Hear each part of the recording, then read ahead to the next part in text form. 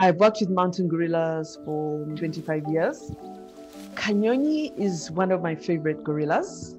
I first got to know Kanyoni in Bwindi when we used to visit that particular gorilla group, the Mubare gorilla group, which is the very first gorilla group to be habituated for tourism.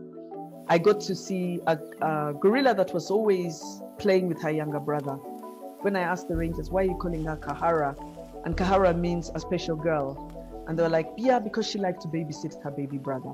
So I saw that Kanyoni and his older sister were very close, and I found that very fascinating. It really reminded me of human relationships. In 1998, Kanyoni was 2 years old and Kahara was 6 years old. I was called in to treat Kahara because I was the only vet at the time at the Uganda Wildlife Authority.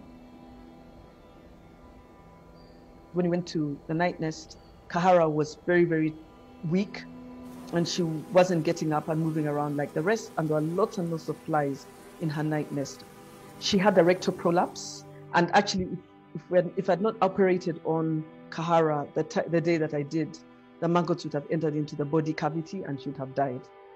This was the first time for me to do the operation, and that's why I was very nervous.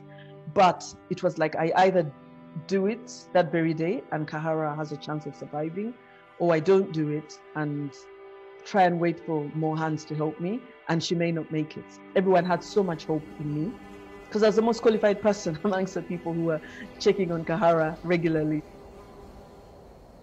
I felt quite apprehensive because also normally I would have had the vets from Mountain Gorilla Vet Project helping me, but that day they had to be somewhere else and they couldn't help me. But I did consult with one of them and he gave me an idea of, he had ever used sugar when he had prolapses in cattle, but when you put sugar, it shrinks, it sucks in the water, the fluid, and it shrinks back.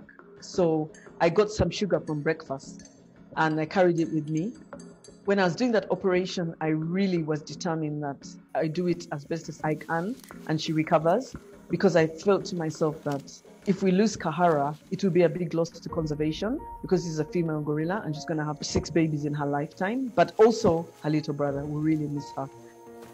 I did it on the ground. I didn't have an operating table. I got 2 forceps and tightened them to the place where I wanted to amputate. And then I got a scalpel blade and slowly amputated the rotten part. And after doing that, she stopped bleeding. Whatever was remaining was very, very swollen, which freaked me out a bit. And then, of course, I had remembered the trick of carrying sugar from breakfast. And I put sugar on the prolapse and it shrunk. It's like, wow, this is amazing. So then I was able to then push the prolapse into the body of Kahara. And after that, I sutured. When I saw that that part had gone well, then she started to recover from the anesthetic.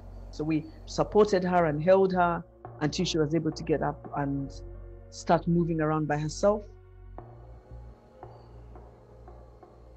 The next day we checked on her. She had gained some strength. And after a few days, she was able to climb the trees again. And the rangers were so excited. They were like, oh, you're like a witch doctor, you know, like they're just joking. Because they really didn't think she was going to make it. They thought I had performed a miracle.